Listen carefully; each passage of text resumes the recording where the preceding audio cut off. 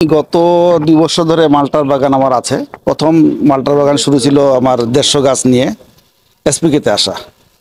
এখন আমার মোটামুটি 18 বিঘার মতো মালটার বাগান, মালটা কমলা মিলায়। তো আলহামদুলিল্লাহ গতবার আমি যথেষ্ট ফলন পাইছি। ওই তখন যে বললাম একটু রং একটু আমার খারাপ হয়েছে, চকচকা হয় নাই।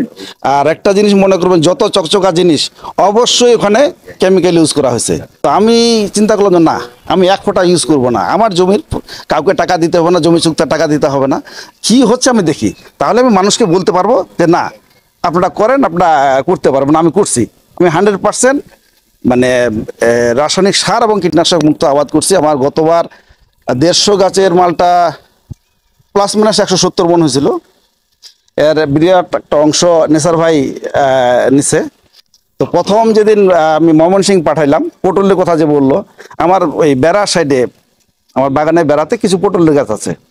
তো নেসার ভাই বললো যে পটলও দেন। ময়মনসিংহ গেল কুরিয়ারে, মালটার সাথে কিছু পটল দিলাম। 3 দিন পরে পাইছে, পাওয়ার পরে খাওয়ার পরে ভদ্র মহিলা আমাকে ফোন দিছে। আমি তো আর বুঝতে পারি না কে ফোন দিছে, কারণ কাস্টমার উনার, কিন্তু ওই টাকার লেনদেনটা হয়েছিল আমার নাম্বারে সরাসরি। উনি ফোন দিছে, ভাই আমাকে পটল পাঠান। কে কোথেকে কোন মহিলা বলতেছে পটল পাঠাবো? তো ভাই আপনি যে মানে পটল পাঠাচ্ছেন কোথায়? যে ময়মনসিংহ। হ্যাঁ আপা, আমি তো আসলে বাণিজ্যিকভাবে পটল করি না, খাওয়ার জন্য করছি। নেসার ভাই কটা নিছিল? না ভাই, ওই পটলের স্বাদই আলাদা। তা আমি এখনো যদি মানে 5 জায়গার মানে পটল যদি রান্না করা থাকে দুটা একসাথে, তা আশা করি যে এসপিকেতে কোনটা পটল মানে আবাদ করা সেটা কিন্তু বুঝতে পারবো। মানে এই স্বাদটা আমি বুঝতে পারছি। আর মালটা এখন আমি আর কিনে খাই না, যার কারণে আমি বলতে পারবো না যে মার্কেটের মালটা কেমন। তো মালটা শেষে নেসার ভাই চাইতেই আছে, আমার দিব কত, গাছ অল্প, দিতে পারি না, শেষ হয়ে গেছে, বুঝতে পারলে মার্কেটে দেই কোথায় না। তার মালটার সাথে মানে ময়মনসিংহে আমার মনে হয় 3বার কি 4বার মালটা দিচ্ছি। মুনাফার লোভে মানুষজন হরমোন টরমোন দিয়ে বড় করতেছে, বড় করে কিন্তু আপনার সেপ্টেম্বরে বিক্রি করতেছে। হ্যাঁ, সিজন আছে। তো আমরা গতবার আমাদের বাগানে কৃষি অফিস থেকে মানে লোক আসছিল, মন্ত্রণালয়ের লোক, এডিশনাল সেক্রেটারি আসছিল। ওনাকে আমরা বলছিলাম, স্যার আপনারা একটা করেন, মালটার ক্যালেন্ডার করেন যে 15ই সেপ্টেম্বর আগে মালটা বিক্রি করা যাবে না। সেপ্টেম্বরের শেষে অক্টোবর থেকে মালটা, সবুজ মালটা কিনে খাবেন, তাহলে ওটা টেস্ট পাবেন, তাহলে বিতৃষ্ণা ভাব আসবে না। না হলে মানুষ কিন্তু মনে করে যে দেশের মালটা খারাপ, মালটা এটা ভালো না, কিন্তু ম্যাচিউরড হয়নি।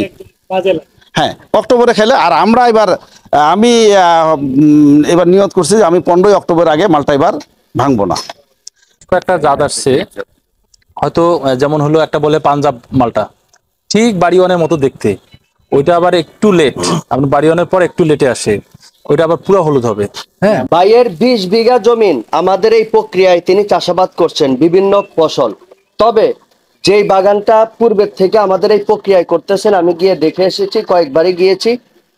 তার মধ্যে দেখলাম যেটার মধ্যে হিউমাস বেশি, মাটি একবারে মোটামুটি ময়াচ্ছার আছে, ওইটার মধ্যে আমি গিয়ে যেটা সরাসরি দেখলাম, ওই মালটা গাছগুলার মধ্যে যেই হারে মানে ফুল আসছে, আর যেই বাগানটার মধ্যে আপনার ময়াচ্ছার ওরকম নাই। হ্যাঁ, আপনার কার্বন কম, ওইটার মধ্যে কিন্তু তত বেশি ফলন আসে না। অর্থাৎ আমি 100% নিশ্চিত, আমার নিজেরও ব্যক্তিগত আমার বিঘা প্রতি আমার চাষাবাদ আছে, মালটা, পেয়ারা, লেবু, আমার ব্যক্তিগত। তো ওনার এটা যেটা দেখলাম, যেটা বেশি দিন করেছে, ওটা যেই পরিমাণ মানে কার্বন আপনার সেখানে জমা আছে, আর ওই সমস্ত গাছে ওনার সবচেয়ে বেশি ফলন বেশি। তাতে ইনশাল্লাহ আমরা পুরা নিশ্চিত, 100 নিশ্চিত। বিশেষ করে আমি আমার কথা বলি, আমার অন্তরে বিন্দু পরিমাণ কোনো সন্দেহ এখন আর নাই। মাছ খায়। হ্যাঁ, আমার মানে ফিড টিড ব্যবহার নাই। হ্যাঁ, এটা অবশ্য রিসেন্টলি করা। আর হ্যাঁ, আমি মানে ফিড টিড একদম বন্ধ করে দিয়েছি, এবার একেবারে পুরাপুরি বন্ধ। আচ্ছা, তারপরে ফলের তো বললাম যে ফলের স্বাদের এটা পার্থক্য মানে আছে। আমার কাছেও মনে হচ্ছে যে ফলের স্বাদের পার্থক্য আছে। যাদেরকে দিছি তারা বলতেছে যে না, সবুজ মালটাও ভালো। ছাদ বাগান করে, যার কারণে কিন্তু আমি একটা মালটা, একটা কমলার গাছ মাস 2 আগে ড্রামে লাগাইছি, যেন আমি বলতে পারি যে ড্রামে লাগালে এই এই অসুবিধা হবে, কারণ মাটির সঙ্গে ড্রামের মিলবে না। তাতে আমরা দুটা, একটা মালটা, একটা কমলা লাগাইছি, 2টা সুইট লেমন লাগাইছি, আর পেয়ারা 2টা লাগাইছি, যেন আমি মানুষকে বলতে পারি যে তবে এই জীবামৃত এতটুকু দেন, ঘন জীবামৃত এতটুকু দেন। এটা আপনার 1 বছর পরেই ফুল আসবে। তো আপনার 1 বছর পরে নেওয়া ঠিক হবে না, গাছটা একটু ম্যাচ। মালটার গাছ কিন্তু বেশি দিন টিকে না। মানে আমারও যারা সিনিয়র, যারা 13 সালে বাংলাদেশে মালটার চাষ করছে, তারা বাগান তুলে ফেলছে, 22 সালে তুলে ফেলছে। আমার যেটা 17 সালে লাগানো, সেই বাগানে আমি দেখতেছি যে কিছু গাছ আমার হয়তো মারা যাবে বা 2 বছর হয়তো মারা যাবে। মালটা গাছের তো দুইটা পার্ট, একটা হলো যে নিচেরটা হলো জাম্বুরা রোড স্টক, আর উপরেরটা হলো ভালো যেটা মালটা বাড়ি ওয়ান বা অন্য জাতের নেওয়া। আপনার যদি বাগানের ইচ্ছা থাকে, ধরেন 2 বিঘা আপনি বাগান করবেন, আপনার 1000 বছর গাছ থাকবে, কোনো সমস্যা নাই। এটাকে কি করতে হবে, আপনার যখন নার্সারি থেকে মালটা গাছ কিনে আনে, ওই দাদা কিনে আনছে এতটুকু গাছ, ওর মূল শেকড় টেকড় সহ কেনা, পলিথিনের মধ্যে শেকড় হলো কয়েল হয়। হ্যাঁ, যখন আপনি মাটি দেন, ওটা হলো 3-4 ফিট ওর মধ্যে থাকে। এই জন্য ওই গাছের হলো যে নর্মাল ইয়াটা থাকে না, ওটা কি থাকে, ওটা হলো আর্টিফিশিয়াল গাছ হয়ে গেল। আপনি যদি বাগান করেন, ধরে যে জাম্বুরা আছে না, আপনার তো স্পেসিং কতটুকু দিলেন, 3টা-4টা পাশাপাশি লাগলেন, একটা গাছ তো উঠবেই ভালো। সেটা রুট স্টক উঠলো, ওইখানে যদি আপনি কলম করেন, ওইখানে অলরেডি কিন্তু মূল শেকড় চলেই আছে মূল ফিল্ডে, ওইখানে যদি করেন আপনি অটোমেটিক আপনার গাছ থাকবে। নার্সারি থেকে চারা কিনতে হয়, তাহলে কখনোই বড় চারা কিনবেন না, 1.5-2 ফিটের উপরে চারা কিনবেন না। মানে বড় চারা মানে কিন্তু আর মানে জীবনের বিরাট একটা অংশ সে প্যাকেটে শেষ করে ফেলছে।